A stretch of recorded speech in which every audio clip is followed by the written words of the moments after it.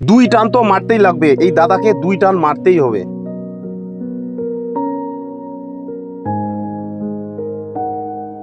দাদার কথা শুনেই অবাক, শিলিগুড়ির দাদাভাই কলোনিতে এই দাদার বাড়ি। এমন কোনো নেশা নেই যে দাদা নেশা করে নাই। ইন্দিরা গান্ধী মাঠটার নিচে, মানে এখানেই বাড়ি? মা, এখানেই বাড়ি আমার। বাড়িতে কে কে আছে? সবাই আছে, মা বাবা সবাই আছে। মা আছে, বাবা আছে, ভাই আছে। মানে মা বাবা সবাই আছে? আমি যে পাঁচ চারজন বাড়িতে থাকি। ও, তো তোমার অবস্থাটা কেন এরকম? এদিকে দিয়ে লোয়া লোক করে ঘুরতেছি, উঠে কাজ করি। আর গাঁজা খাবা না, গাঁজা খাবা না, গাঁজা খেলে ব্রেন খারাপ হয়ে যাবে। শিলিগুড়ির চেকপোস্টে এই দাদাকে আমরা দেখতে পাই। ভেবেছিলাম হয়তো এই দাদা বাইরের কোথাও থেকে এসেছে, ইনি মানসিক ভারসাম্যহীন, কিন্তু কথা শুনে বোঝা গেল এই দাদার বাড়ি শিলিগুড়ি। আর নেশার কারণেই দাদার আজ এই অবস্থা।